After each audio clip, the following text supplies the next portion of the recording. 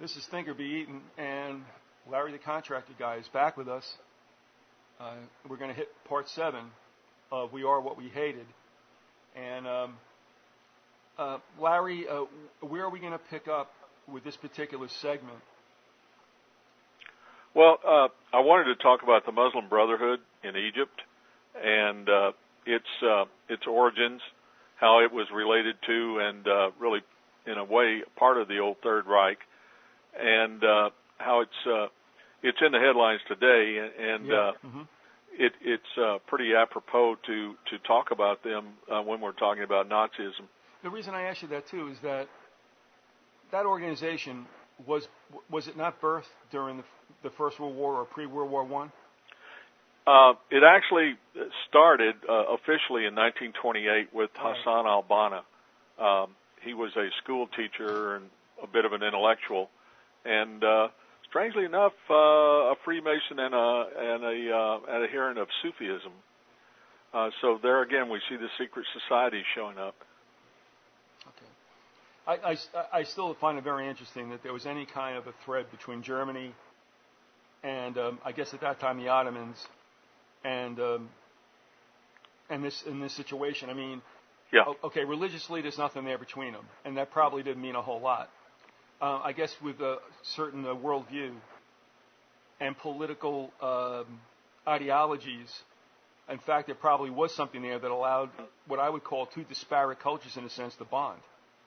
Well, strange that you say that. No, it's not really strange, because I know you've been saying that quite a bit, and I was trying to get into tracking the origins so that we could, get a little closer definition of that, a little better focus on it. And I came up with an article by a fellow named, he's actually an MD, Robert Mock, and it's called The Mufti of Jerusalem and the Muslim Brotherhood, the Fight to Own Jerusalem and the Land of Israel. Mm-hmm. At any rate, in there, he has a quote from a man named Peter Hopkirk in Global Nazism and the Muslim Brotherhood, Indicators of Connections. At any rate, it says, and I quote, "The common origins of the Muslim Brotherhood and the Nazis began in the 1830s. Right. It was September 1835, and the Prussian captain, Count Helmuth Karl Bernhard von Moltke, was sent to the service of the court of the Ottoman Empire as an advisor to the Turkish army. Along with his entourage of German intellectuals, the German Oriental scholars began pouring the lands of the Middle East, searching for the great empires of the ancient world. Count Helmuth von Moltke later became the military architect of the German unification wars and served as chief of the Prussian General Staff from 1857 to 1888. His observations of the Middle East soon caught the eye of Kaiser Wilhelm II, who coveted the imperial power of the British and sought to gain influence in the Middle East in the 1890s. As he pushed for hegemony against the power influence of the British, the acceleration for the outbreak of World War I began. At this time, the Kaiser ordered, and I quote, "Our councils and agents must inflame the entire Muslim world against this hateful, lying, and unscrupulous nation," in England. Dr. Mock goes on to say, on the heels of the humiliation of defeat of Kaiser Wilhelm's Second Reich, there arose a new determination of the National Socialist German Workers' Party, with their new leader Adolf Hitler. He would resurrect the Germans to the glory of a new Germany in the Third German Reich. It was their goal to conquer Europe and Great Britain and take control of the mysterious land of the Ottomans for the great and noble Aryan race of Germany. In this military ferment came the union of Nazis of Germany and the Muslim Brotherhood of Egypt. The central core of this brotherly bond was the intense hatred for the Jewish people. And then he goes on with an opinion, which I share, and he says, with a little spiritual insight, we can see the finger of the divine as he resurrects the parties that will play out the chess game for the future control of the world. Well, now that you mention it, I know that France, Germany, and Britain did a lot of, I don't know, I wouldn't say instigation, but at least trying to get some kind of sway there. And I assume that attempt at colonization, if there was such a thing going to happen, or at least the three of them wanting to be there, so not any one of the three could get the whole 9 yards. You know what I mean? Yeah. And it stayed there. Quigley covers that too, and I believe that for as much as Quigley tells us the truth about Rhodes and that, that his chronicle of that in that one book of his, Tragedy and Hope, covers that. Because there was a time when, I guess it was Iraq, was tripartite with all three countries being in there. Mm-hmm. And the one thing they were happy about is that at least the trains worked on time. So, but that was, we don't think too much about what took place in the 19th century, but that did obviously lay a lot of the foundation for what it eventually would become a big situation in World War I and even later in World War II. Yeah, I think the problem for Britain and France was that Germany, being such a powerful country, once it unified, both militarily and industrially, Germany was jealous of what the British and the French had, especially the British, as that quote says, and they wanted to expand, and the British were in their way, and they wanted to take what the British had and be the top power in Europe, which Britain was at that time, and Kaiser Wilhelm was determined to do that, and so I think that's when he started eyeing the Ottoman world, wanting it to be his own. I was going to start talking about the Muslim Brotherhood in today's world, and this is from the London Telegraph. Damien McElroy is the writer, and I quote, "The Muslim Brotherhood, Egypt's largest Islamic movement and the founder of Hamas, has set up a network of political parties around the country that eclipse the following of the middle-class activists that overthrew the regime." He writes, "On the extreme fringe of the Brotherhood, Islamic groups linked to Al-Qaeda are organizing from the mosque to fill the vacuum left by the collapse of the dictatorship. Although the leading contenders for Egypt's presidency are independents, many have begun wooing the Muslim blocs. Frontrunner Amir Musa, the Arab League president, has conceded that it's inevitable that Islamic factions will be the bedrock of the political system." And in another article entitled "Islamist Group is a Rising Force in the New Egypt," in the New York Times of March 24, 2011, Michael Slackman says, "It is also clear that the young, educated, secular activists who initially propelled the non-ideological revolution are no longer the driving political force, at least not at the moment. As the best organized and most extensive opposition movement in Egypt, the Muslim Brotherhood was expected to have an edge in the contest for influence, but what surprises many is its link to a military that vilified it. There is evidence that the Brotherhood struck some kind of a deal with the military early on," said Elijah Zarwan, a senior analyst with the International Crisis Group. "It makes sense if you're the military. You want stability and people off the street. The Brotherhood is one address where you can go to get 100,000 people off the street." And another quote from a person there in Egypt, "We're all worried," says Amir Koura, a 55-year-old television producer reflecting the opinions of the secular minority. "The young people have no control of the revolution anymore. It was evident in the last few weeks when you saw a lot of bearded people taking charge. The youth are gone." The Muslim Brotherhood is also regarded warily by some religious Egyptians who see it as an elitist secret society. These suspicions have created potential opportunities for other parties. In the early stages of the revolution, the Brotherhood was reluctant to join the call for demonstrations. It jumped in only after it was clear that the protest movement had gained traction. Throughout, the Brotherhood kept a low profile, part of a survival instinct honed through decades of suppression by the state. Well, as you can see here, that this so-called spontaneous revolution in Egypt is being taken over by radical Islam, by the Muslim Brotherhood, and we can go on with in the statement that he made in the article about it being a secret society. I think there's a great deal of evidence that's true, and that secret society is is part and parcel of the secret societies, which we talked about early on in this series. In particular, Sufism is a manifestation of Islam that is mystical, that the Muslim Brotherhood is associated with, is what I'm trying to say. In fact, there are people who say that Osama bin Laden and Ayman al-Zawahiri, the number 1 and 2 guys in Al-Qaeda, were Sufis. I'm not really sure about that, but I think there's a lot of evidence about Zawahiri, but bin Laden, I'm not sure. At any rate, I'd like to read from an article called Kabbalah, Freemasonry, the Tijaniya Order, the Muslim Brotherhood, Al-Qaeda, and Sufism. Got all the food groups in there. Yeah, exactly. Holy mackerel. At any rate, it's written by a man named S. Amir Ali. I assume is an Arab. I just found the article, and it's really a good one. It gives a pretty good overview. The Sufis are the main mystical manifestation of Islam. Although its acceptability to Orthodox Muslims has always been essential to the function of Sufism as an inner tradition within Islam, there remains speculation that its origins lie in much older Near Eastern mystical traditions, perhaps even dating back to ancient Egypt. Many Sufi orders continue to be very influential within Orthodox Sunni Islam.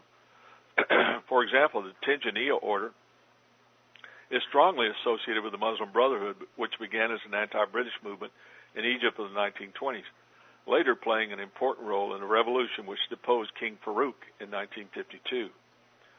Many of the features which made Sufism so successful as an underground occult organization, for example, the secret recognition of codes and cell structure, helped the Muslim Brotherhood function effectively as a terrorist organization and spy network, as with Western Freemasonry.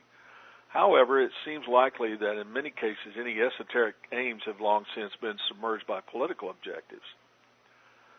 Unlike Christianity, ceremonial magic has a legitimate place in Islam. According to Islamic law, shir al-halal, or permitted magic, may be used as a vehicle for religious discovery.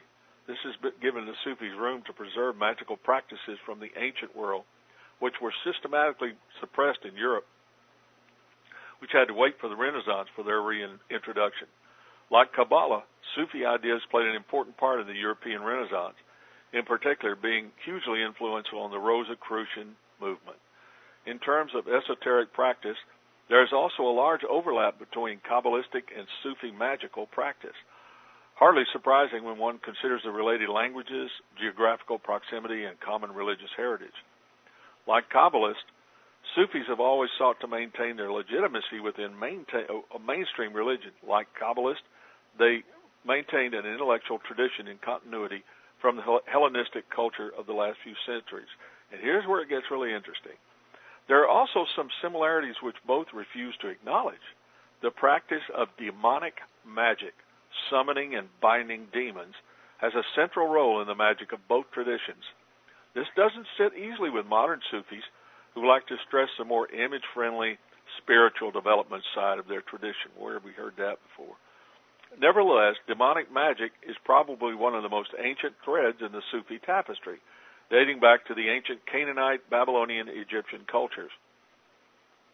Many medieval grimoires, which mark the point at which demonology entered Western Europe, contain lists of demons with names directly traceable to these traditions.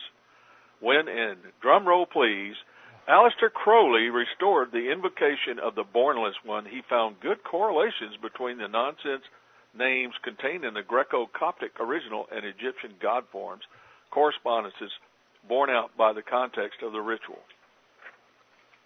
Thanks to the Golden Dawn's adoption of the Tree of Life, the influence of Kabbalah on Western ceremonial magic is highly visible. However, the no less significant influence of Sufism has all but been ignored. As well as the invisible influence of the Rosicrucians, it seems likely that Crowley was also heavily influenced by Sufi ideas. He spoke Arabic and traveled extensively in many areas where Sufis practiced. And he was also fond of that least tangible means of Sufi teaching, the self as paradox. Crowley, like so many Sufis before him, was not scared to contradict himself regularly, to cheat his pupils of their savings while lecturing them on the importance of honesty, to marry his friend's sister to save her from choosing between two lovers. The regressive nature of modern thelema may be judged by the fact that this important, even central aspect of Crowley's teaching is still widely ignored in favor of his boring and often inaccurate pronouncements on magic and books with impressive-sounding titles. And it says here, for God's sake, wake up. Well, much of the well-known mystical symbolism of Sufism, often best known through the Rubaiyat of Omar Khayyam, was taken over by the Ismailis. They joined Sufism and Shiaism in a peculiar and a unique blend, often appearing as a particular group of Sufis with their own sheikh. It would not be surprising if the use of hashish and other drugs for achieving mystical ecstasy was also carried over by the Sufis. This is from Edward Berman's The Assassins, the Holy Killers of Islam. And in that book, he kind of traces the idea of the assassins and their role in Islam. And I believe that the Muslim Brotherhood is really a kind of a modern-day equivalent of that. See, we go on here. The theology and politics of the revolutionary genius Hassan Isaba can be seen in the fact that his first original creation, both religious and political, of a specifically Persian ethos after the conquest of the country of the Arabs and consequent conversion to Islam. In this wider sense, the thought and doctrines of the inventor of the assassins may be said to have been an enduring influence in the religious and political life of the Middle East. This legacy is shared by both the Aga Khans and by contemporary revolutionary groups in Lebanon and Persia. I need to add here that Hassan Isaba was the guy that inspired the tradition of the old man of the mountains. The idea was that he created a sect of assassins that would do his will by, he would bring young guys into, young men, I guess in their late teens, into a garden, and they would get high on hashish, and then these beautiful girls would come out, and they would dally with them. And they were told that if they went out and did the bidding of the group of Mr. Saba, that which would be to assassinate certain political figures that they were against. If they did his bidding, then they could come back and they would spend their rest of their time in paradise with these young girls. Seems to be a bit of a scam, a bit of a scam, I should say. Seems like a lot of work too. What's that? Seems like a lot of work too. All right. Yeah. At any rate, in fact, it seems like some things I remember from the 60s anyway. Yeah. Okay, I'll go on. The real problem, the Ismailis in general and the Zari Ismailis, or assassins in particular, is that they were always considered heretical and persecuted by official Islam, except for the period in which Ismailism was the official religion under the Fatimid caliphs in Egypt. The consequence of this is that no comprehensive formula of the Assassin's Creed was ever generally recognized. Their doctrines were maintained in secrecy by the assassins themselves, while their enemies were content to dismiss them as heretical without studying or reporting them. Here's part of the occult tradition they're talking about here. Kadula is the Arabic word meaning abandoner or forsaker. Kadula is a type of spiritual force that powers the practices of Tafrid and Jafrid. These are exercises that are used to transcend or abandon normal cultural programming. The idea is that by transcending or abandoning dogma and fixed beliefs, a person can see reality as it is. Kadula is stimulated by the nafs, breath of the soul, and the stimulated abandoner then causes the hal, or spiritual state. Kadula appears in the Quran in book 25, verse 29. The verse translates as mankind.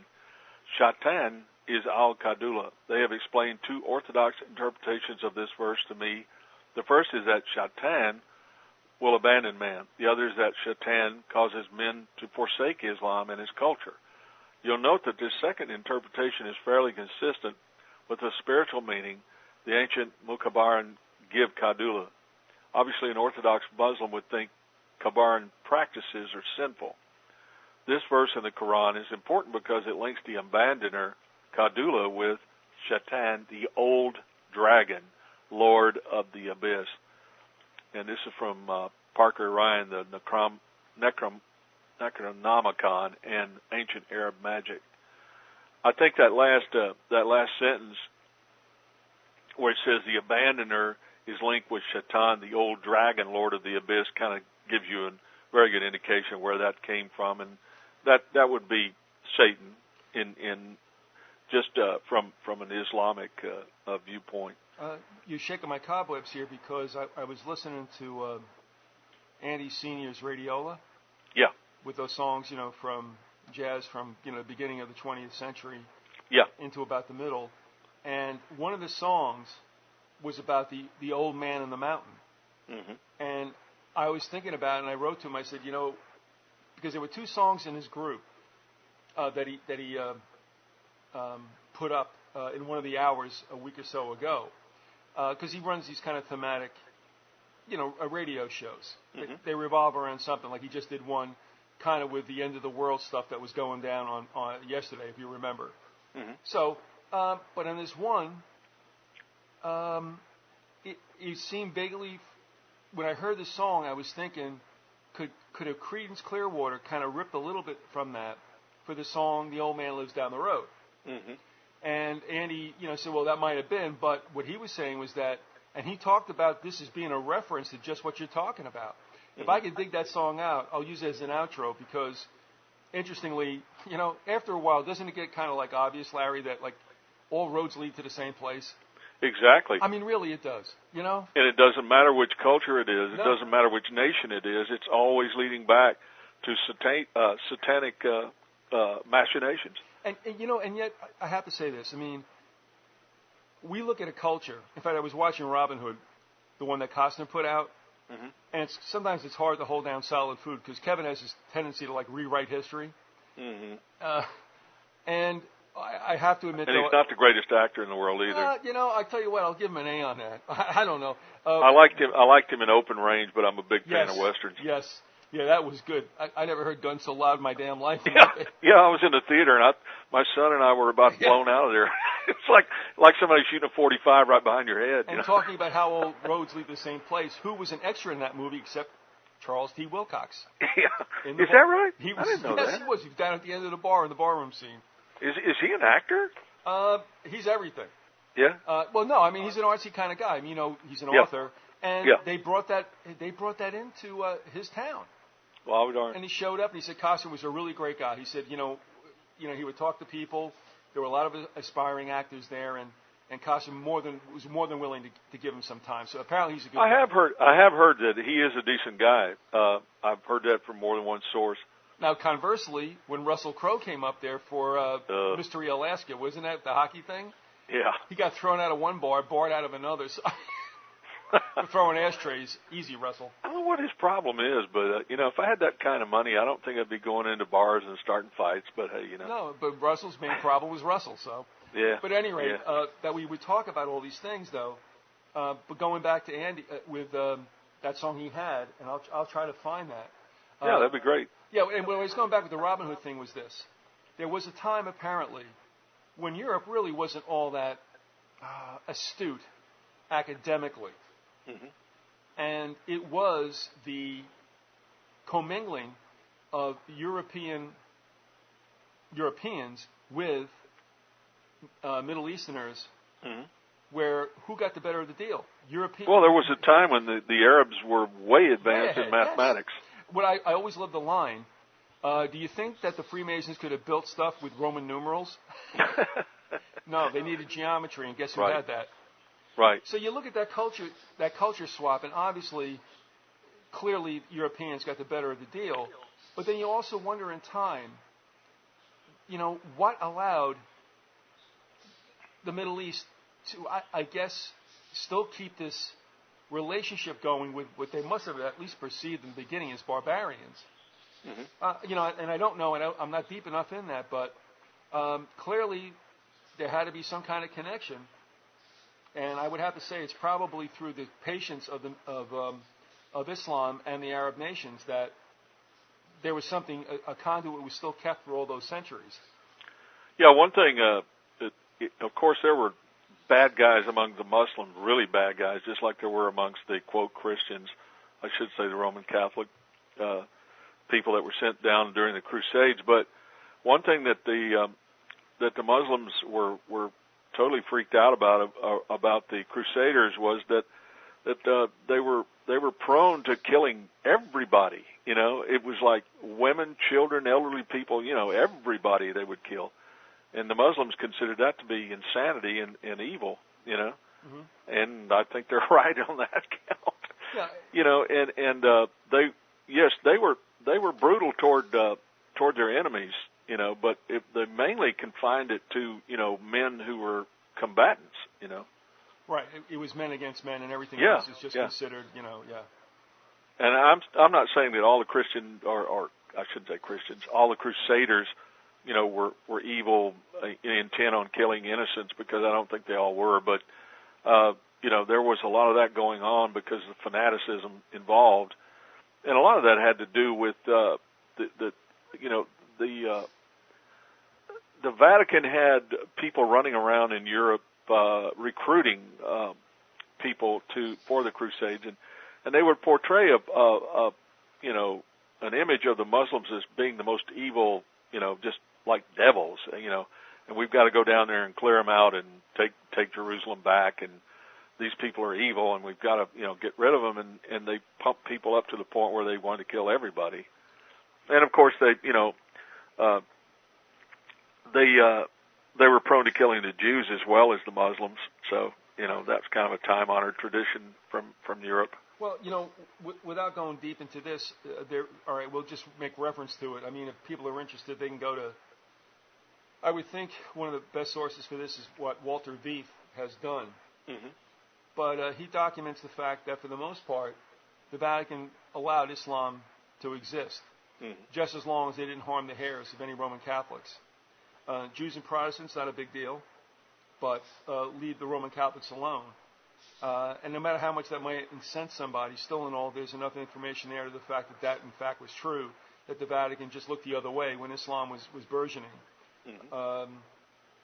So, you know, I mean, that kind of makes sense to me. And then, of course, we have, in the 1570s, I think when the Ottoman Empire was making too many incursions or too deep an incursion into Eastern Europe, and that's when they had the Sea Battle of Lepanto, when the Vatican had a navy at that time, mm-hmm. and summoned other navies, and they went up against the Ottoman Empire and repelled it. Probably one of the first of what might be three, I guess, rejections of their continued efforts to get into Europe. Mm-hmm. And finally, I would say that the third one was World War I. Mm-hmm. And that was the end of it. But well, I know that I think there was a Muslim incursion into Europe, and they were approaching Vienna. Yes. And I think that was as late as maybe the 1600s. I'm not sure. Maybe I'm wrong on that. Probably 1300s. But at any rate, well, you know, they were pushed back there. And also that also entails the whole story about Dracul. Or mm-hmm. Vlad the Impaler. Oh, yeah. That's involved. Right. I mean, it's a rich piece of history, which you and I think we can admit, are deficient in. But boy, is it really interesting stuff. It really is. I haven't had a chance to really, you know, delve into it that deeply, but I'm wondering, it is interesting. There's no doubt. I'm just wondering what the benefit was. You know, for the Sufis, for the Muslim Brotherhood. For the more radical groups that might have been down there at the time to want to hitch their wagon necessarily with any one of the three powers on the European continent, which would have been Britain, Germany, and France. Do you have any insight into that? I mean, well, I think the real lure for them was that they agreed very much on who their enemies were, and those were the Jews and the Brits, and that's really the driving force behind it. I've got a couple other things here to say about the Sufis, and Sure. I'll get off that subject. At least part of the veneration of Sinan was based on his well-attested powers of telepathy and clairvoyance, such as the cases reported by Abu Faras of him answering questions thought outside his window.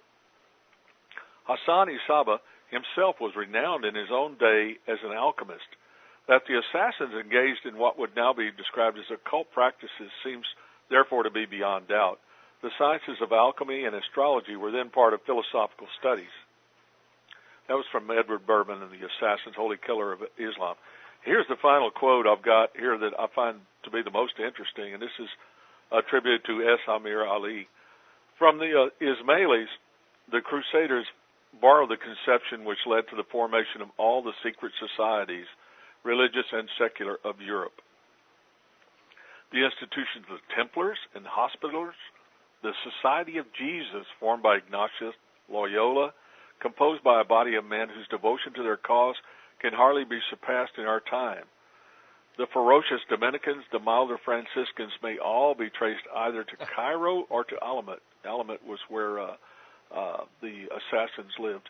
The Knights Templar especially, with their system of grand masters, grand priors, and religious devotees, and their degrees of initiation, bear the strongest analogy to the Eastern Ismailis. Well, that kind of lends more credence to the idea that that is where the Templars came from. That is, the Templars were influenced by the Muslims, and especially Sufism and that secret society, which brought about the assassins, and that there is a correlation there, and that's part of the situation too with the Muslim Brotherhood, is that, and in hooking up with the Nazis and you know, certain other elements, they're just hooking up with their brothers, with people who you know, are in league with the same spiritual forces that they're in league with. Do you, not to get preachy about this, but do you remember vaguely what Scripture says in Genesis about what turned out to be the Arab nation? I guess we could call that East of Eden, perhaps? Yeah, it says something to the effect, it talks about them being wild asses. I would have sold for donkeys, but that's okay. Yeah, yeah. It said ASSES, as in jackass, yeah. I don't mean to be using profanity, but... Look who you're talking to. No, it's okay. I'm kidding with you. I know, but, Stop. You know, I can't... You know, I don't want to do it myself. I feel like the Joan Rivers of these talk shows. Yeah, it said, well, Ishmael was born out of rebellion on the part of Abraham. Sure. He slept with Hagar, right? Who was an Egyptian woman. Is that right? Yeah, she was an Egyptian. The Bible tells you that. And that was a handmaiden because he didn't think that's... Right. Sarah, was it Sarah? Yeah. He wanted to have a son. And he didn't think Sarah could bear her. And due to her age, he didn't think she could bear him a son, so he was helping out God, wasn't he? Yeah, exactly. He was committing a terrible sin. He was, you know, adultery is you know, not a good thing, and he went ahead and did it anyway. And of course, he loved the boy, and it created enmity within his family. No, and the Lord said to him, you know, like, did you not think I could make pretty much good on my promise? You know, and Abraham did not credit the Lord for being able to do whatever he wished to do, no matter how old Sarah was. Yeah, and he had a lack of faith. That's right. And like I said, helping out God, which is something I touched upon in Stuff and Things 8, where it says you don't know him. I'm so sick and tired of hearing about how people are going to help out God. Who are you? I mean, we get into the whole thing with Job, you know. I mean, that's almost comical, Larry, isn't it? When Job says, after Job is so faithful, and he was.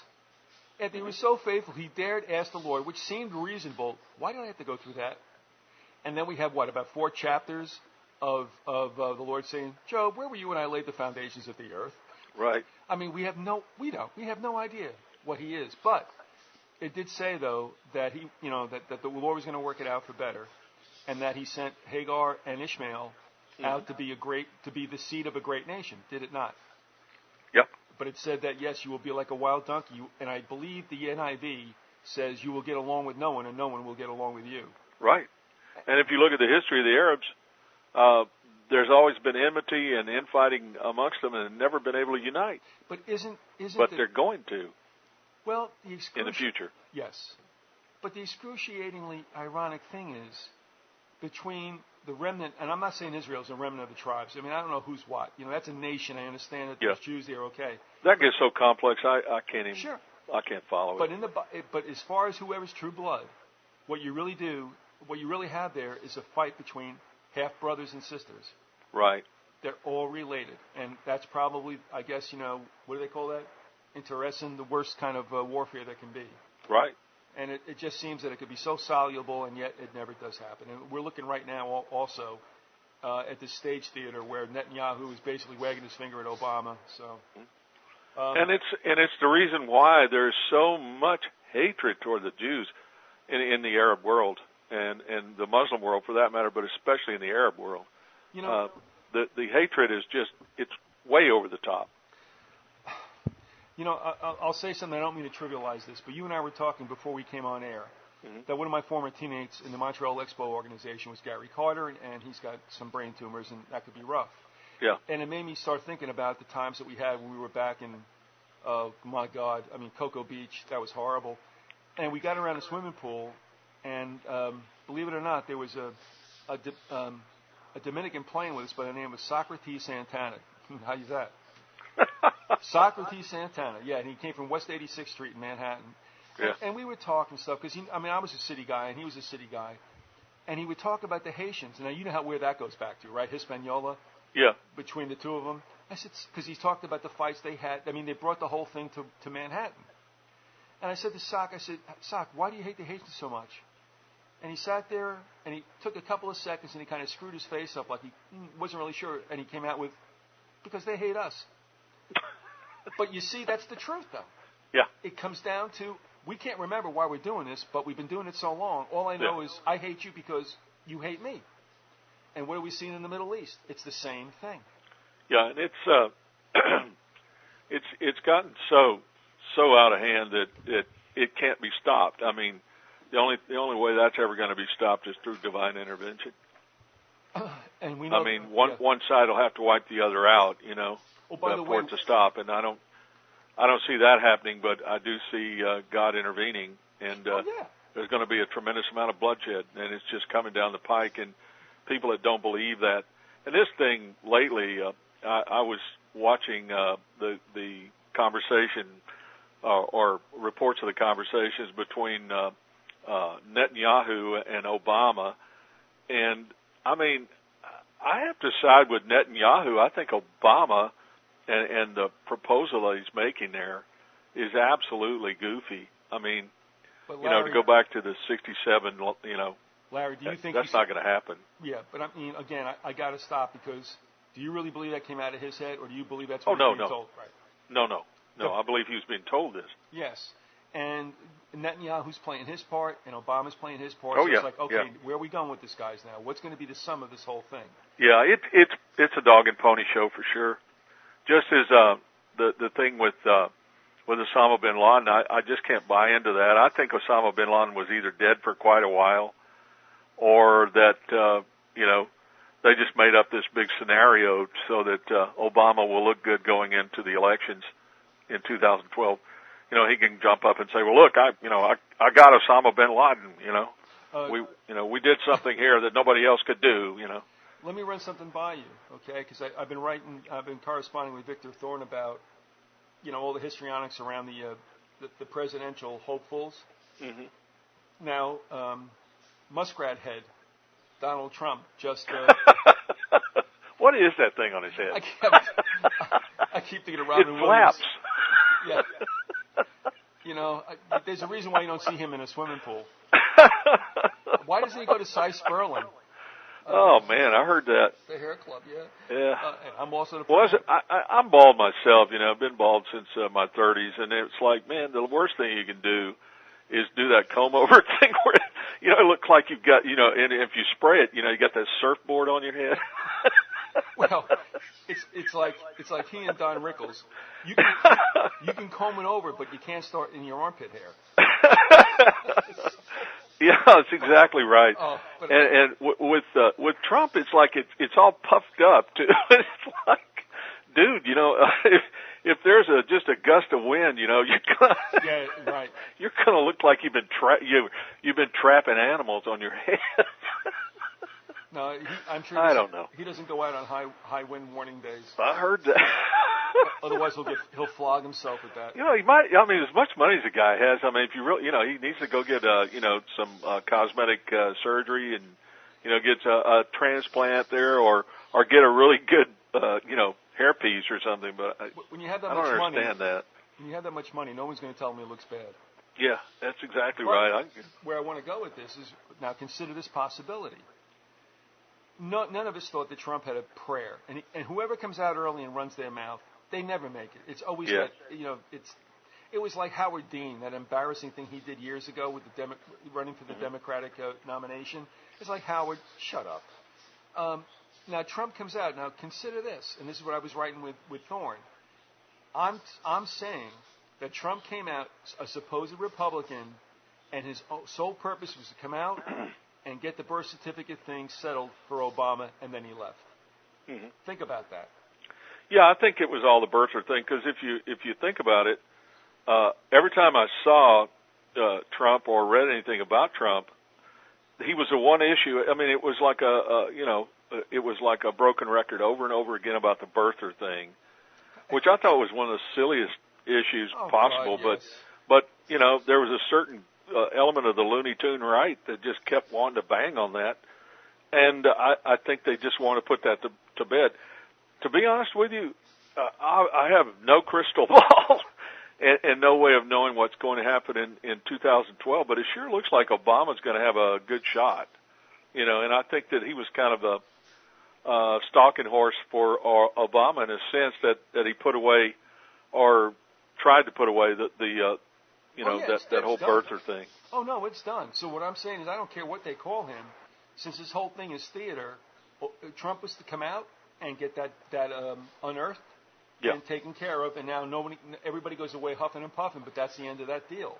Yeah. And yet, like I said, the first 7 presidents of the United States were never born in the United States. Yeah, exactly. And the one president that was born in the United States, and of course the trick thing here is that the first 7 were born in the colonies, not yet states. And in the 8th, Martin Van Buren, this is great. His native tongue was Dutch. Mm-hmm.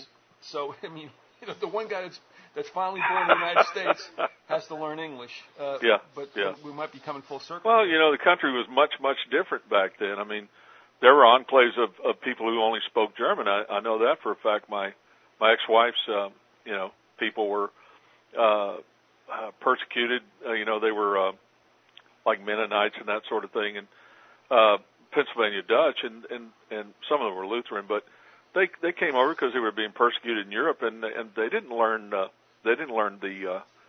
English language for quite a while. They just within their community they only spoke German. Yeah.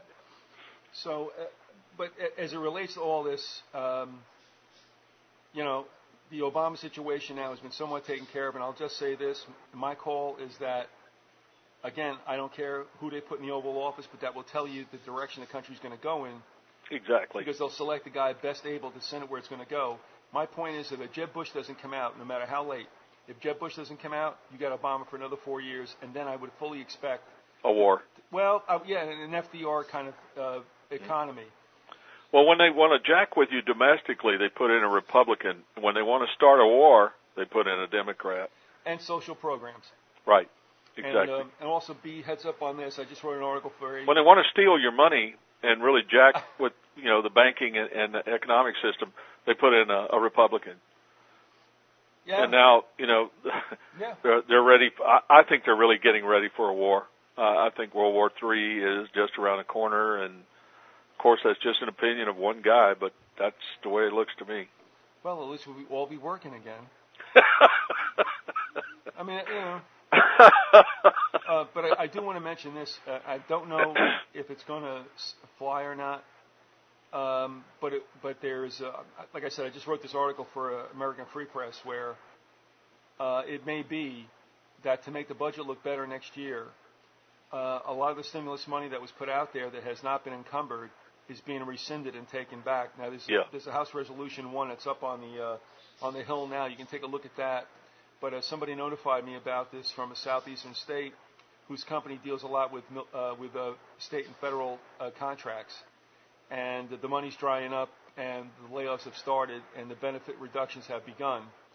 And so you have to wonder, if we're going to see an exacerbation of the economy at the end of the third quarter going into the last quarter of our calendar year. But that then begins September, the beginning of the government fiscal year, I believe. I think that's correct. Well, I think one thing for sure with the situation in Egypt that we were talking about, and I'd like to get back on that subject, but I think a war is in the offing, and that the Muslim Brotherhood is being allowed to and being supported in its struggle to take over the state of Egypt. And I'll explain why that's important from a geostrategic standpoint, if you want. And by the way, let me just ask you this too. Now, after this wonderful, tremendous victory by the people in so many Arab nations or Muslim nations, if you want to consider Saharan Africa, not necessarily the Middle East, and it's like, so what's going on now? How much are you guys better off now? You're getting bigger checks. What's going on? Nothing's going on, really. And the other thing is, do we forget about Libya? Yeah. There's no news about Libya anymore. Yeah. So what happened? Well, what's odd to me is that it seems that we are supporting people that are known to be members of Al-Qaeda in Libya. Isn't that interesting?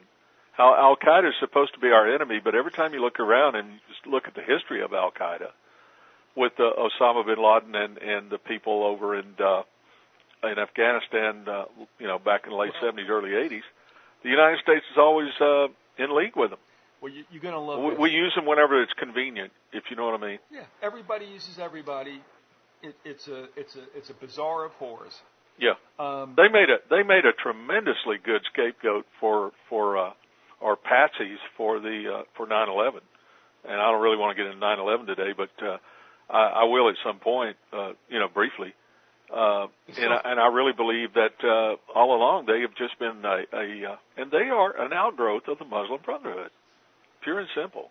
And the Muslim Brotherhood is part of the New World Order, and they are the Arab Islamic wing, and they provide us with convenient patsies from time to time, as well as they do assassinations and terrorist bombings and so forth. But that whole situation with Al-Qaeda and the Taliban, I mean, it is so amorphous. It's like trying to grasp at fog.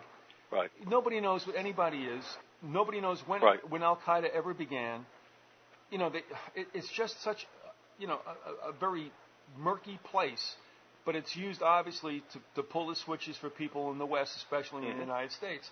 And the one thing I wanted to mention to you is that in this austerity fever now that has caught our government, at a time when they're worrying now about the nasty hangover out of supposedly whacking bin Laden. Right. Well, now the Department of Homeland Security is has had its budget cut in half. And isn't this beautiful? And half of the 60 some odd cities. So guess what? And the borders have still not been secured after 10 years, Viz. Well, they're doing nothing. I mean, every so often, whenever an election comes up in Texas, we have Governor Rick Goodhair Perry goes down to. I swear, he had a commercial on television during the election, and it was saying, and it showed him standing on the border, and he's wearing Western clothes, right? And he's got several, guys dressed up, and they're armed to the teeth, and they're standing there looking across the Rio Grande, and he's talking about they're going to stop all this, And Obama became the problem, I mean, don't let it bother you that Bush was president for 8 years and he's a Republican. All of a sudden it's the Democrats' fault that we haven't secured the border. Obama's done nothing, but Bush did nothing. They're not going to do anything about it. It's a joke. The first thing you would want to do if you thought you were under terrorist attack and being infiltrated by terrorism or by terrorists would be to stop that coming across the border, to secure your borders. Nothing's being done. It's ridiculous. Everybody should be watching the movie Machete. I actually bid on that. I thought that was a real movie when I saw the trailers. Yeah. And I'm like, oh, you kidding me? I mean, that's going to inflame like the whole Southwest. And then I realized, although I don't think it's going to be necessarily divined like that by certain parties of a militant nature, it's a spoof. But oh yeah, my son showed me. He had a copy of it. We sat here and just laughed our butts off about that. Yeah, I mean, but when they sold it, I mean, I bid on it. I'm going, oh my God, what are they doing now? And how could De Niro lend himself? It was a satire. I mean, it was. And I'm waiting for the other two ones, Machete Kills and Machete Kills Again. Actually, we're laughing, but I don't know. I'm kind of like not laughing.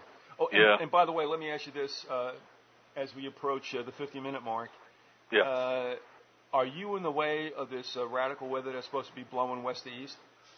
I don't guess. I'll take that as a no. I haven't noticed anything strange.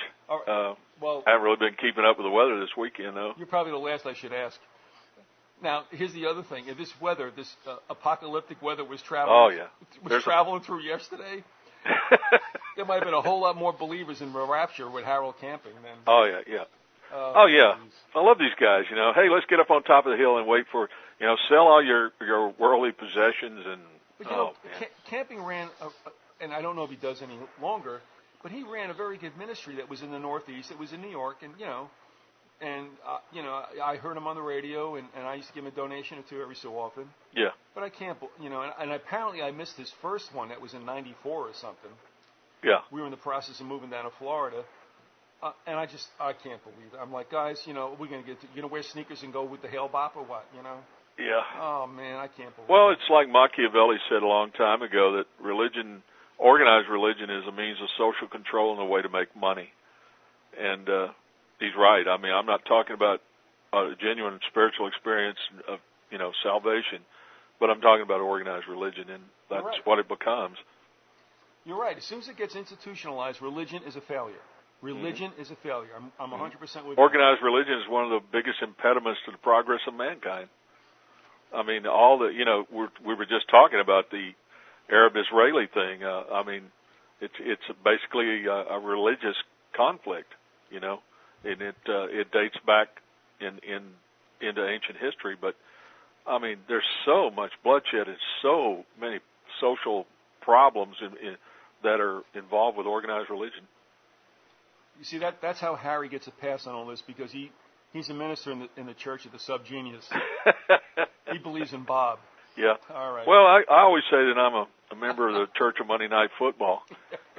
When people ask me and they get that look, Put your hands on the television. You smart ass. Right. And there may not be any next year, so anyway. Yeah.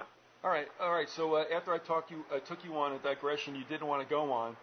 That's all right. But cooperated with. It's your show, man. Right. If anybody can be a jerk on this show, I can.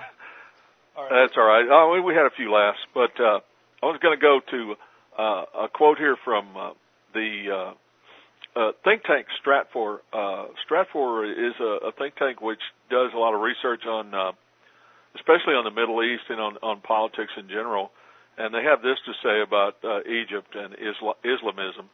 Let's consider for a moment what an Islamist Egypt would mean. The Mediterranean, which has been a strategically quiet region, would come to life. The United States would have to reshape its strategy, and Israel would have to refocus its strategic policy. Turkey's renaissance would have to take seriously a new Islamic power in the Mediterranean. Most important, an Islamist Egypt would give dramatic impetus to radical Islam throughout the Arab world. One of the linchpins of American and European policy in the region would be gone in a crucial part of the world. The transformation of Egypt into an Islamist country would be the single most significant event we could imagine in the Islamic world beyond an Iranian bomb. In other words, this is going to be basically a catastrophic event. If you are a Christian, if you are a Jew, if you believe in any democratic principles, if you're opposed to the idea of totalitarianism and opposed to the idea of one world government, this coming about is not good news for you. And that's the way I'm looking at the takeover of the Muslim Brotherhood in Egypt. Well, all right, then that would necessarily mean if we're going to start hitting in the Middle East, and I assume we will. Mm-hmm. It's going to take a while, but I think it's coming. You know, I just wonder on whose side they're going to come down. I guess they would be necessarily opposed to the United States because of the connection with Israel. Oh yeah, definitely. But and then you take a look at the very interesting and strange bedfellow we've had with Saudi Arabia, and you never know what to do with them. Yeah. Well, actually, I think you're going to have two groups, two Islamic groups that are opposed to each other. I think the Saudis, I think what it all amounts to, and it's kind of convoluted, but I think what it all amounts to is needing to start a new crusade. And I think that eventually Europe, Catholic Europe, will come into play too, and I think that there will be military conflict behind that. The one thing I almost think is for sure, no matter what happens to us in the United States, and I think we're going to get hurt badly, I also think that what is in store, as savagely also for the Middle East and perhaps Islam in general, is they're going to be targets too, and they're going to be genocided. Oh yeah, definitely. And I don't say that pleasantly, and that's not where I want to go. It's just that I think one of the byproducts of this war, intended byproducts, is going to be an elimination of, quote, that problem, as those people like to talk about. Mm-hmm. So I think at the top of the Muslim Brotherhood, they're not Muslims at all. I think they're satanic, and agreed, yeah. And that's the problem. It's the same thing. It's these secret societies which are leading the world into this. I think they all believe in a future which is under a one world government, and I don't think they'll have any problem at all with the beast system. They'll be part of it, and they're leading the Middle East into this into a slaughter. There's going to be another crusade, for lack of a better term.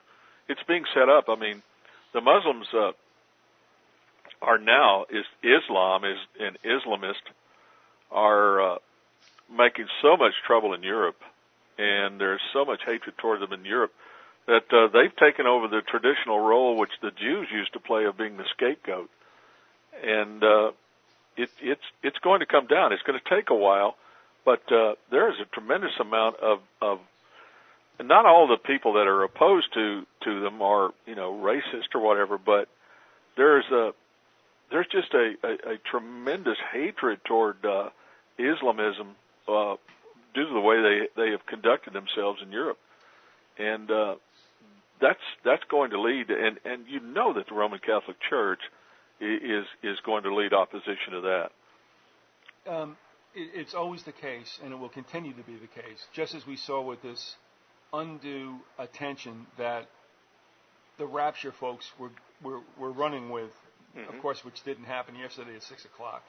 But you see, that's being held up as the way all religions are.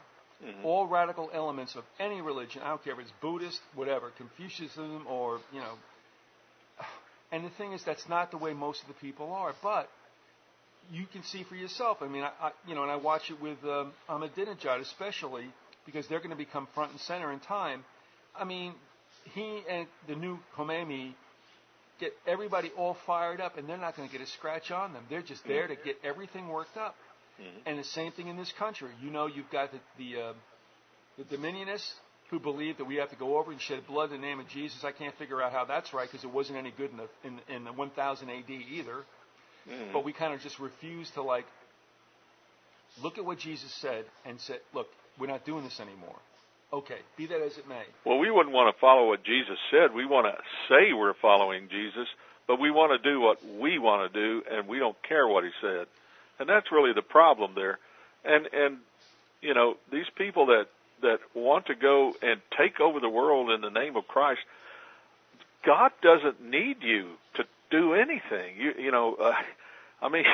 The will of God is the will of God. He does not need you to help him out. You know, that's what always blows my mind, is human beings who think they can just, you know, well, I'm going to do this because God needs me to. Well, no, He doesn't, you know.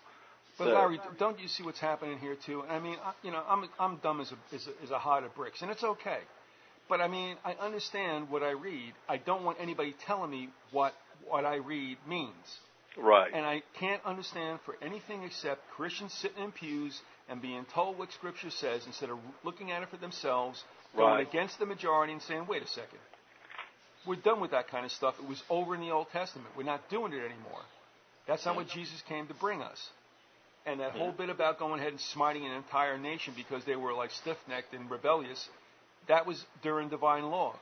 That's been supplanted by grace in the new covenant.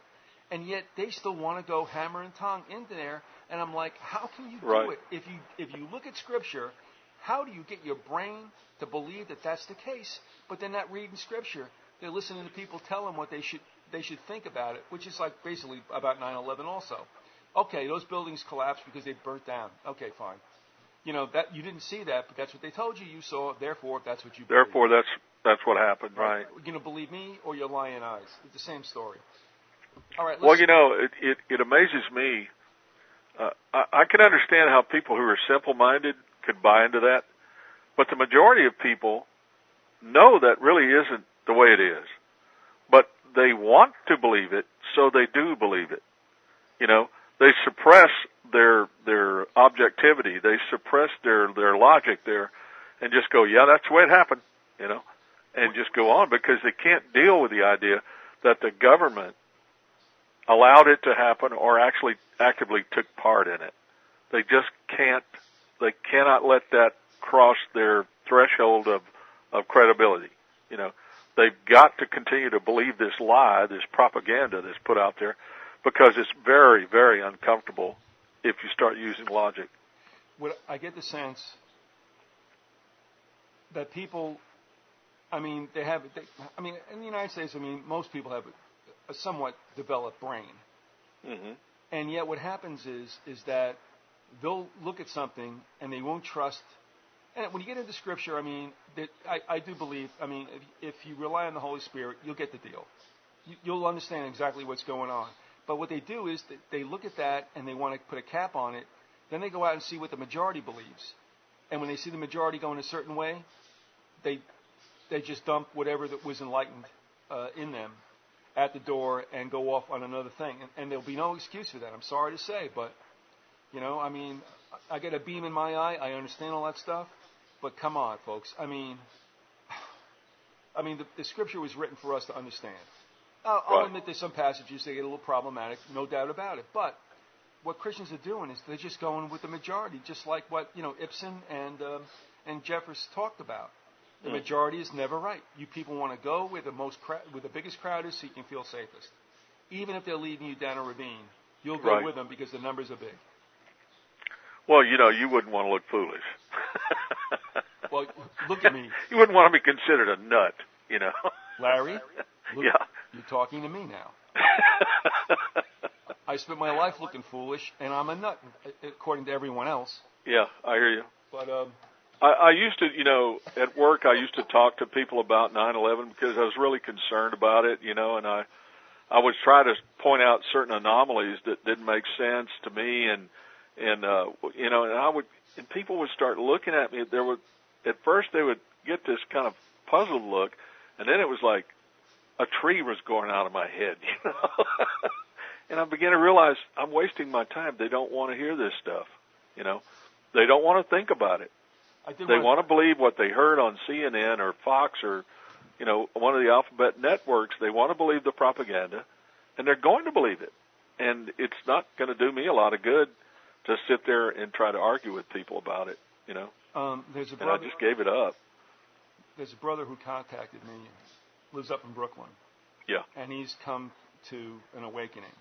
Mm-hmm. And he asked about, well, what kind of materials could I use to share with my coworkers and my friends? Mm-hmm. And I asked that I could call him up and talk to him. Because at this stage of my life, after what I've been through, I mean, not that that's bad, it's just that what I've learned through experience. And I'm saying, unless people can understand that their government has, on a number of occasions throughout the last century, killed its citizens to advance something, no one's going to believe 9/11. You know, I mean, I can sell the Lusitania because people are removed enough from it that they can say, okay, you know, I can see that. And Pearl Harbor, yep, I can see that. But when you bring it home to 9/11, they're not going to buy that. And I just said to him, you know, you've got to consider the fact that people pretty much don't think everything's working the way it should. But they only rely on the problem being it's the Democrats or the Republicans' fault. Right. 9/11 and everything else, you've got to go back to the fact that our government is not of the Lord. It was not, the word ordained gets played and gets bandied about. Here's the deal. Human government is not of God, period. He asks you to be obedient and not be a problem, more or less, until the time comes when what the government wants flies in the face of what the Lord asks us to do. Just like Jesus. He obeyed everything until the time came when he couldn't do it. And, of course, he's up in front of Pilate, and that was, but that had to be. So my only point is that, look, governments are crummy. There's none of them that are good. And when you get past the fairy tale about all those good Christian guys that they call our founding fathers, which makes me want to hurl, then you realize, look, don't get upset. We were just another business opened for mercantilism. It's all about the money. It's not about the huddled masses yearning to be free. Right. And so it's been an interesting dialogue with him. You know, and I mean, but that's the only way you can do it. I mean, you can send out 1,000 Jones videos. It's not going to do much. You got to hit people where they live, and that is, things are not going right. Have you ever wondered why? And then they start thinking. 9/11, and especially as we get into this 10th year, it's going to be a minefield, and I think people should back away from trying to talk sense because all emotion's going to break loose, and anybody that says anything's going to wind up with a spear through their head. Yeah, I mean, this is not the time to talk about, emotions are going to run high. Of course, it'll only last about 30 days, and everybody go back to business again. So, at any rate. One of the tactics that is used for anybody who questions 9/11 is trying to use some logic and show where the official government report and what really happened don't jive. They will start saying that you're being disrespectful to the dead and that you're being unpatriotic. And that's right. I mean, nothing could be farther from the truth. I mean, you're trying to get to the heart of the matter and find out who actually committed this crime, but that's what they want to label you with. Well, that's really cheesy, man. But it's the way it is. That's the easy kick to the balls. Yeah, it is. What I mean? If they can do that and wave the bloody flag, then everybody goes ooh. Yeah. I mean, it is so interesting, manipulation and psychological ops that take place every day. And you realize what you're up against, and it is definitely formidable. There's no two ways about it. Mm-hmm. All right, now heading back into life with the Muslim Brotherhood. Yeah, I've got some material here from a book called Dollars for Terror: The United States and Islam by Richard LaBeviere. Yep, excellent. It came out in the year 2000. It's a good book, and here's a quote from it. Many times over, American, European, and Arab diplomats and public officials advised me to follow the trail of the dollars of terror. Every time I was brought back to both the official and secret structures of Saudi finance. Every time I stumbled on the fraternity of the Muslim Brothers. Where does the money for this dangerous proselytism come from? Saudi Arabia and other oil monarchies allied with the United States. The greatest world power is fully aware of this development.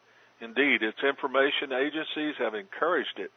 The CIA and its Saudi and Pakistani homologs continue as of 1999 to sponsor Islamism.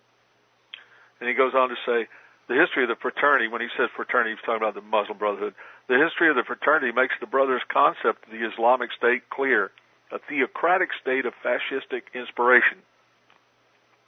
Some of them were fellow travelers of the Nazis and are still trying today to resuscitate the old alliance of Islamism and the swastika.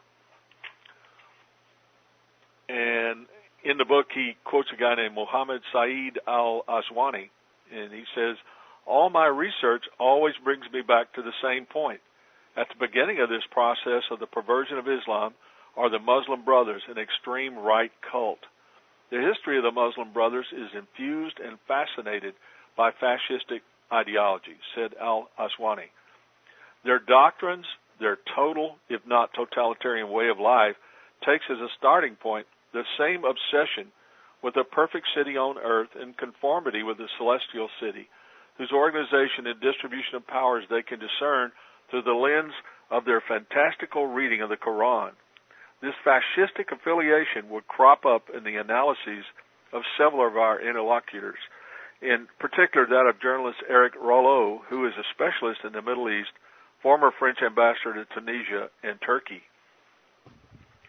Well, I think you can see there that they're talking about the Muslim Brotherhood being funded by both the United States and actually the United States allowing Saudi Arabia to fund them. I guess it'd be good at this point to get into a discussion of who the Muslim Brotherhood is with a little more depth. And I think one of the best sources I've found for that is a book called Islam Under the Swastika, the Grand Mufti and the Nazi Protectorate of Bosnia-Herzegovina by Carl Savage. And he starts talking about the development of the Muslim Brotherhood. Hassan al-Banna formed the Muslim Brotherhood in Egypt in 1928. The Muslim Brotherhood had links to the Grand Mufti and worked with him in Palestine, sending volunteers in support of the Palestinian uprising. The Muslim Brotherhood sought to establish Muslim states based on the Sharia, or Islamic law, and the Caliphate system of political rule, wherein each Islamic state will be ruled by a caliph. Islam is creed and state, book and sword, and a way of life, is what Hassan al-Banna said. In Pakistan, Syed Abdul al-Mauludi founded the Jamaat Islami movement with the goal of establishing Muslim theocratic states based on Quranic law. Egyptian Syed Qutb of the Muslim Brotherhood continued the movement after World War II. The Muslim Brotherhood had offshoots, the Egyptian Islamic Jihad, and Hamas. Hajj Amin el-Husseini, the Muslim Brotherhood, Jamaat Islami, Islamic Jihad, all form the roots and historical background for the emergence of the al-Qaeda network, the Mujahideen of Afghanistan, and Osama bin Laden. Ayatollah Khomeini and Bosnian Muslim leader Vyzygoth would be influenced by the anti-secular, anti-Western, radical Muslim nationalist movements. Yasser Arafat was introduced to the Mufti, and the Mufti would subsequently become the role model and mentor for Arafat. In biographies of Arafat, whose real name is Mohammed el-Husseini, the Mufti is stated to be a distant relative of Arafat, although this claim has been denied as well. For 2 years, beginning at the age of 16, Arafat worked for the Mufti, and his covert terrorist network and organization helped to smuggle and buy weapons in the war against the Jewish settlers in Palestine. Sheikh Hassan al-Abu Saud, the Mufti al-Sharafaria, worked with the Mufti. The Grand Mufti was a precursor of both the Palestinian Liberation Organization and of the Palestinian national struggle and movement to maintain a Palestinian state. The terrorism, fanaticism, and ruthlessness of that movement reflect the enduring legacy and influence of the Grand Mufti. I'd like to read something from a book by a man that you're familiar with, John Roy Carlson. Mm-hmm. Carlson wrote another book dealing with Nazism, but in this case, it was his travels into the Middle East. Carlson is an Armenian. His family, I don't think he's still alive, but he was an Armenian. His family immigrated from Armenia to the United States in the aftermath of World War I. The reason for that being that the tremendous persecution and slaughter of the Armenians by the Ottoman Empire, and also persecution from other elements in Europe. But he had always been interested in the Middle East, and he infiltrated into some of the Islamic groups over there, and he had an interview with Hassan al-Banna, and here's a quote from him in this book. Larry, before you start, do you have a year on that book? 1951. All right, so that is after he wrote.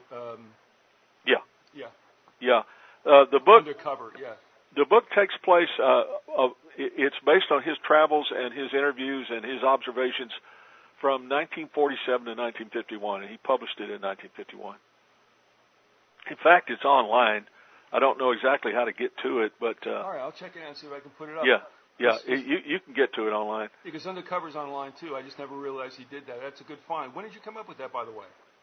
I just kind of stumbled across it. I think it was probably vestiges of my days when I used to use Dave Emery's website. Not a big. I know you're not a big fan. Neither am I really, but that's all right. I mean, what is good is good. I mean, but you've had this in for a number of years then. Yeah. Okay. Yeah. And he says here, he, Hassan el-Banna, the Morshid or Supreme Guide, also had a special assassin squad entrusted with the duty of liquidating political opponents. El-Banna resented a verdict that Judge Ahmed el-Khazindar Bey meted out against a Muslim brother and ordered him liquidated. One of the Morshid's henchmen took care of this assignment, aided by an assistant who pumped 6 bullets into the judge. Under public pressure, Cairo's police chief staged a few raids and made a few arrests. El-Banna was annoyed. He ordered his terror squad to teach the police chief a lesson, and the latter was promptly killed by a hand grenade while on a tour of inspection of Fuad University. When the president of Fuad complained, he was denounced as a European and publicly insulted and narrowly missed being shot. El-Banna played for high stakes. Not content with liquidating a judge and a police chief, he ordered Abdul Majid Aman Hassan, a 23-year-old student and a member of his terror squad, to carry out his duty to Allah. A religious sheikh told Hassan that the Quran sanctioned the murders of the enemies of Islam and of Arabism, whereupon Hassan dutifully swore to kill any traitor the Morshid named. Hassan retired and spent his days in meditation, prayer, and preparation. On the 10th day after his oath, he donned a policeman's uniform and went to the Ministry of Interior, where he waited for the Egyptian Prime Minister Mahmoud Fahmy el-Nakrashi Pasha to emerge. As soon as Nakrashi Pasha appeared, followed by his bodyguard, Abdel whipped out a pistol and shot the minister dead. His duty to the Morshid and to Allah fulfilled, his place in heaven assured. A little sarcasm there from Carlson. Yeah, the book, Cairo to Damascus, was really kind of an eye-opener to me. And what's really stunning about it is this book was written literally 60 years ago, and the same elements are around in Egypt and are now about to take over. And what's really scary is that in the West, and especially through the New York Times, they're feeding us this propaganda that the Muslim Brotherhood is really just an organization that used to be violent, but now they've eschewed violence, and they're really nice people. And there was an article in the New York Times by Tariq Ramadan, who was the grandson of Hassan al-Banna. He's kind of Tariq Ramadan is kind of like the darling of the liberals. They bring him on whenever they want to talk about, Islam and its influences and what the Muslim Brotherhood is all about. So they brought him on to write an article called "Wither the Muslim Brotherhood." It was in New York Times on February 8, 2011. And he writes here, it's totally a lie. The Muslim Brothers began in the 1930s as a legalist, anti-colonialist, and non-violent movement that claimed legitimacy for armed resistance to Palestine against Zionist expansion during the period before World War II. The writings from between 1930 and 1945 of Hassan al-Banna, founder of the Brotherhood, showed that he opposed colonialism and strongly criticized the fascist governments in Germany and Italy. He rejected the use of violence in Egypt, even though he considered it legitimate in Palestine in resistance to the Zionist Stern and Ergun terror gangs. Today's Muslim Brotherhood draws these diverse visions together, but the leadership of the movement, those who belong to the founding generation, are now very old, no longer fully represent the aspiration of the younger members who are much more open to the world, anxious to bring about internal reform, and fascinated by the Turkish example. Behind the unified hierarchical facade, contradictory influences are at work. No one can tell which way the movement will go. Well, I know which way the movement's going to go because you lied about their commitment to violence. They're going to do everything they can to take over Egypt, and they probably will. And at that point, they're going to do everything they can to start a major war by attacking Israel. That's just a little editorializing. Well, no, I mean, it's interesting that we had this hubbub between Netanyahu and Obama. That when everything's died down, something has to happen to get them all fired up again. And so here we are. So now this is going to have some kind of currency. We'll see how this works out. But it's just to keep everything out there and this continuing debate and friction going. When everything's died down and you don't hear a lot of it, something has to happen to get it back front and center of what's going on. You know, and by the way, isn't it interesting though? We don't hear a thing about North Korea. No. You know what I mean? Nothing. And actually, we're not really hearing a whole lot about Iran either. It's, and then they'll bring that back out and rotate this stuff. Well, what Iran is doing right now is they're quietly making an alliance with Egypt.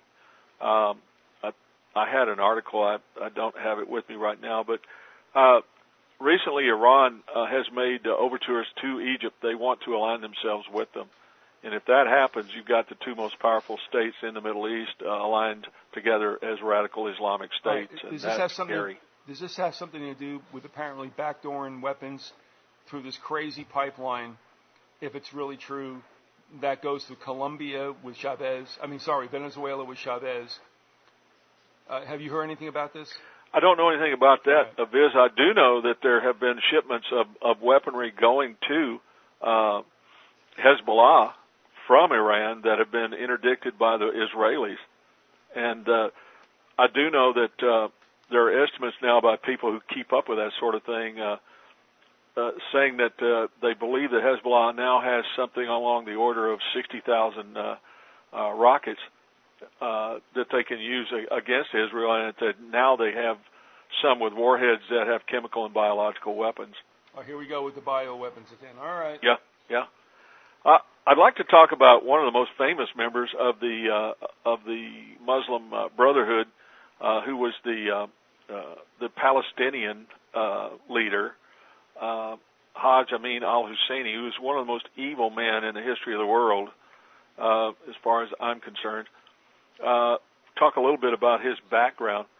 He was born in 1893 in Jerusalem when it was under Ottoman rule. He swore allegiance to the Ottoman Empire during the Armenian genocide, and he was an officer stationed in Smyrna, and he participated firsthand in the Armenian genocide. They estimate that anywhere from a million to 1.5 million Christians were slaughtered under the sword of the Islamic Jihad by the Ottoman army.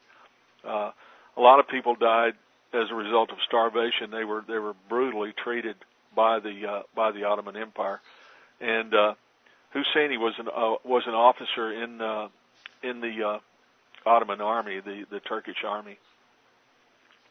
Here's from a book called Islam Under the Swastika, the Grand Mufti and the Protectorate by Carl Savage again. Hajj Amin al-Husseini arrived in Europe in 1941 following the unsuccessful pro-Nazi coup which he organized in Iraq. He met German Foreign Minister Joachim von Ribbentrop and was officially received by Adolf Hitler on November 28, 1941 in Berlin. Nazi Germany established for the Gross Mufti Jerusalem a bureau from which he organized the following: radio propaganda on behalf of Nazi Germany, espionage and fifth column activities in Muslim regions of Europe and the Middle East, and the formation of Muslim Waffen-SS and Wehrmacht units in Bosnia-Herzegovina, Kosovo, Western Macedonia, North Africa, and Nazi-occupied areas of the Soviet Union, and the formation of schools and training centers for Muslim imams and mullahs who would accompany the Muslim SS and Wehrmacht units. As soon as he arrived in Europe, the Mufti established close contacts with Bosnian Muslim and Albanian Muslim leaders. He would spend the remainder of the war organizing and rallying Muslims in support of Nazi Germany. In 1939, the Mufti established his headquarters in Baghdad, Iraq, where he set up a political department that maintained ties to Germany and Italy. Germany sought to create a Berlin-Baghdad axis and instigated a pro-Nazi coup.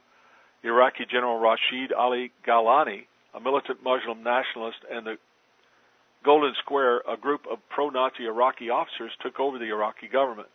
The Mufti sent representatives to Berlin in a letter to Adolf Hitler. In a reply by German State Secretary Freiherr von Weizsäcker, the Mufti was told that the Fuhrer received your letter dated January 20th. He took great interest in what you wrote him about the national struggle of the Arabs. Germany is ready to cooperate with you and give you all possible military and financial help. Germany is prepared to deliver to you immediately military material. Abwehr German intelligence established contacts with the Mufti at this time. Nazi Germany sent arms and aircraft to the Mufti's forces in Iraq, but the British were able to reoccupy Iraq, forcing the Mufti and al-Galani to flee to Tehran. The Muftis then flew to either Afghanistan or Turkey, where he is known to have friends. From there, he arrived in Albania, and on October 24th, he reached southern Italy. On October 27, 1941, the Mufti arrived in Rome. The Mufti would subsequently play a major role in organizing Muslim support for Nazism in Europe. Well, I kind of give you a rundown of who the Grand Mufti was, and he survived World War II and continued to be a force for Islamic jihad, for Islamism in Egypt long after that. And lastly, I'd like to talk about the Middle East after World War II and the influence of the Mufti there briefly, and show what happened after the Second World War. And when the war ended, Mufti Haj Amin al-Husseini returned to the Middle East as a hero. This is coming from an article cited in Wikipedia, but anyway. On October 1st, 1948, he was proclaimed the president of the government of all Palestine. The government was, however, fictional because it did not control any land and was recognized by only a handful of Arab nations. In 1959, the, quote, government was disbanded by its sponsor, Egypt. During World War II, the Grand Mufti became one of the greatest propagandists for the Nazi Revolution. According to Sami al-Jondi, one of the original founders of the ruling Ba'ath Party in Syria, I might point out the Ba'ath Party is essentially a fascist party. Sami al-Jondal Husseini, he wrote, "We admired the Nazis. We were immersed in reading Nazi literature and books. We were the first who thought of a translation of Mein Kampf. Anyone who lived in Damascus at that time was witness to the Arab Revolution, Arab inclination toward Nazism, and influenced the Arab Revolution," recalled Sami al-Jondi, one of the founders of the Ba'ath Party.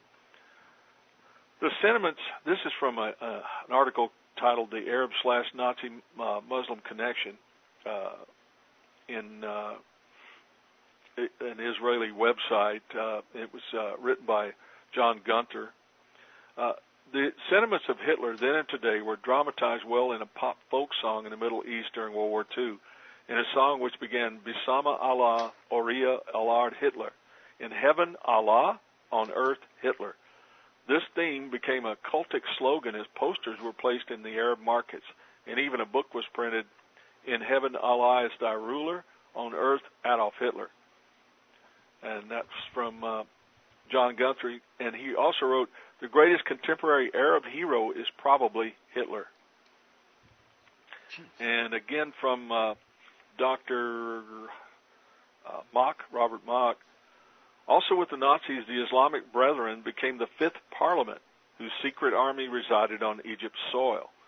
When the forces of General Rommel and the Africa Corps came within 60 miles of Alexandria, heading to the gates of Cairo, it was the duty of the Muslim Brotherhood to prepare for an anti-British uprising in Cairo. The leaders of this revolt were the founder of the Muslim Brotherhood, Hassan al-Banna, and the future presidents of Egypt, Gamal Nasser and Anwar Sadat. They were to assure that no American or English would be left alive in either Cairo or Alexandria.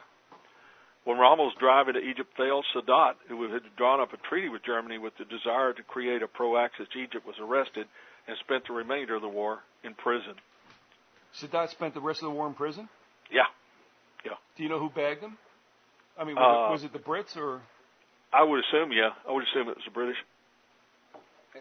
Let me ask you at this juncture, too. I mean, this whole bit about the Arabs, I mean, like as you said, I mean, on earth it's Hitler. I got to believe that isn't driven by some kind of like love of his political ideology. I got to believe that it's got something to do with the fact that, okay, you hate Jews, so do we. We're together.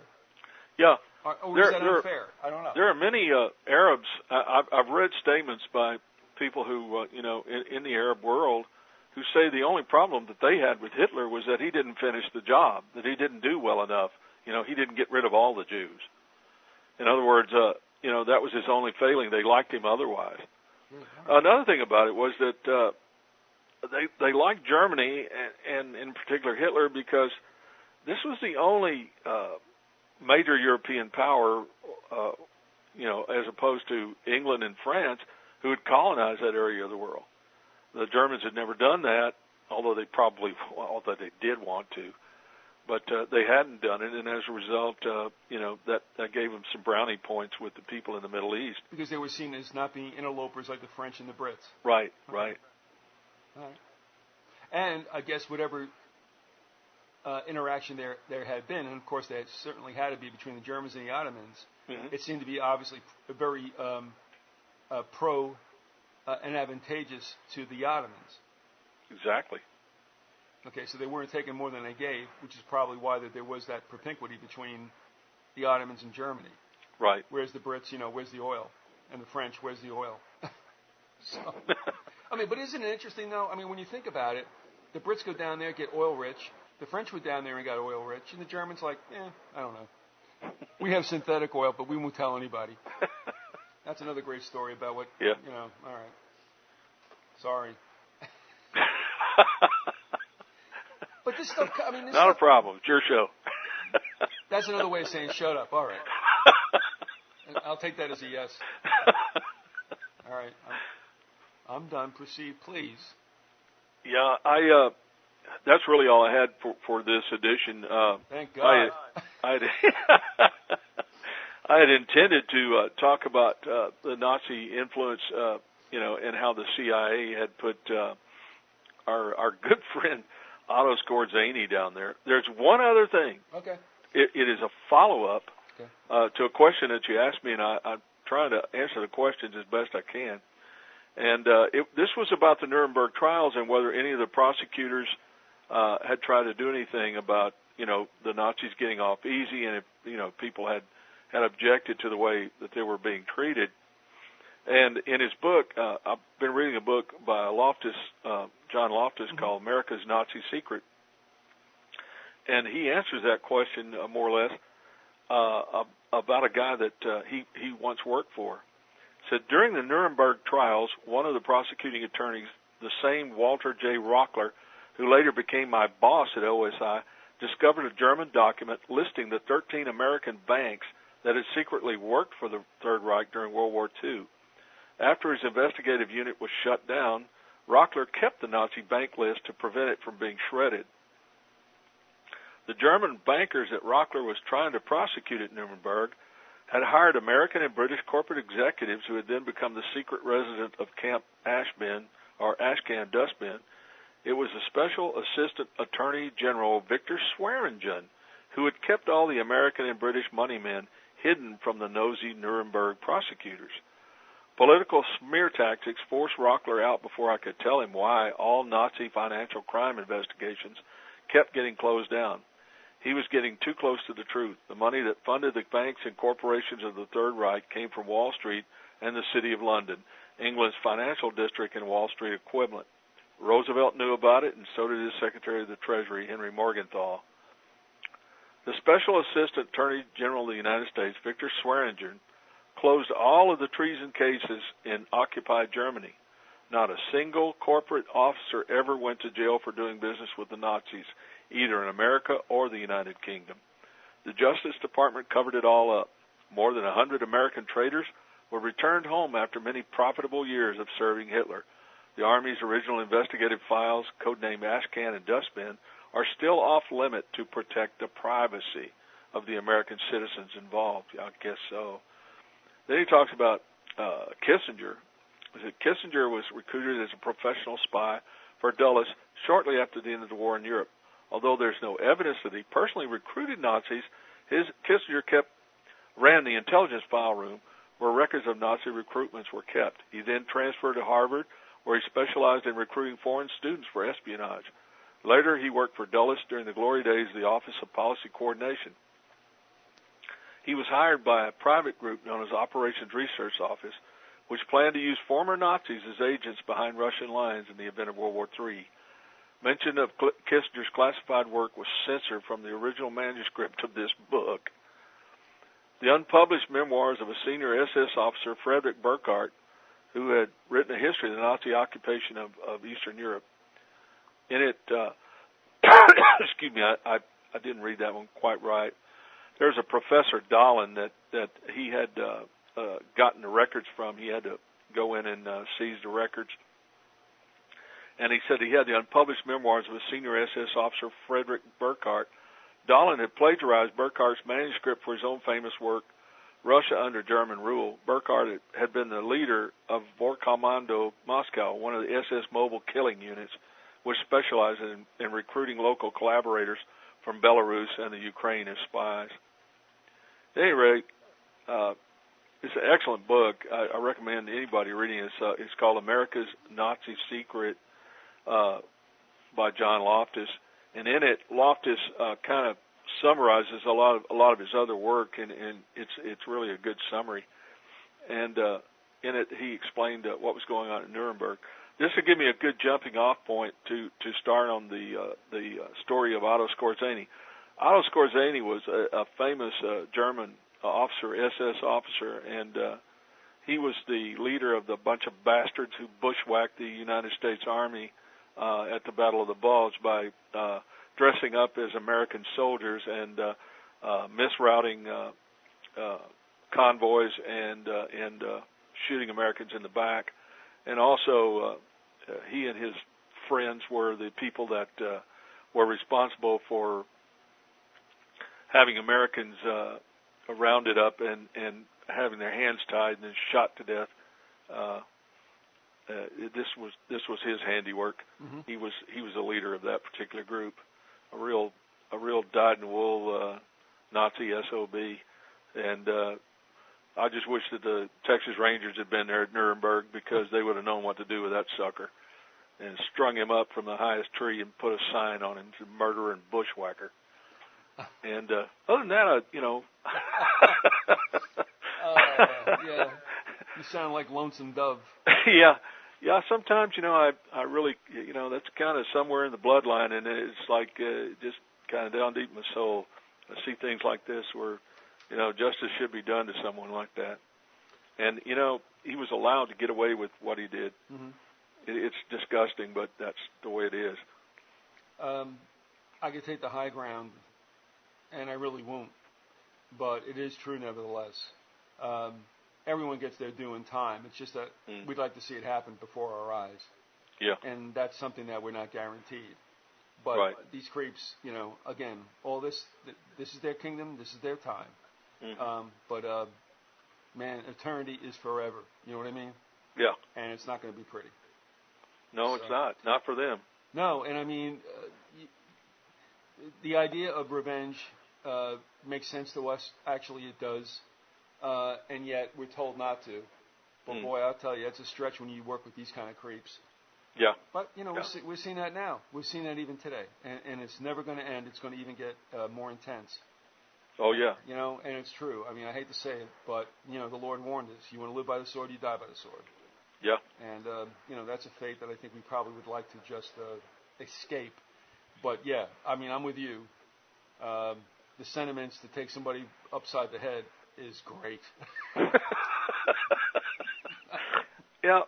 There are times when it just that seems to be warranted. I would point out to the audience that one thing that's really frightening right now, as far as Egypt and the Muslim Brotherhood, is that there is recently a spate of killings by Muslims killing Christians, Coptic Christians there.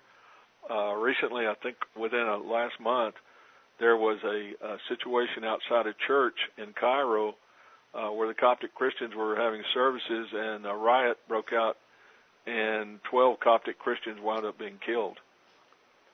this is the fruit of that kind of philosophy and belief system, and I think you're going to see a lot more of that. And what I'm trying to point out is these people don't just hate Jews. You know, they hate Christians just as much, and this is the beginning of some really serious confrontations, I believe, in the Middle East and maybe even in this country. You know, when you look at, if you want to call it the three religions, at the root of all of it is not really violence. I mean, they play up the Islamic thing, but honestly, I don't see it really being part and parcel, be that as it may. Mm-hmm. But what you just said brings home the fact that we live in a country, and the one good thing on this plantation, where no one necessarily right now is killing us for our beliefs. Right. We are wont to forget, very much so, that those who are Christians do it at a price that we have no idea what they risk. And what you just said just brings it home chillingly. It's that we can worship for nothing. They do it at the cost of their life. Wow. Right. Wow. Right. They're only about 10% of the population, and they're one of the most ancient Christian groups. I guess you'd call it a sect. But the Coptic Christians date back, basically to the time of Christ. That's right. That's right. All right. We'll pick it up with another massive part of this whole history, and that's Scorsese, and as it also relates to Hitler, and now we're getting a little bit more into the middle of the 20th century.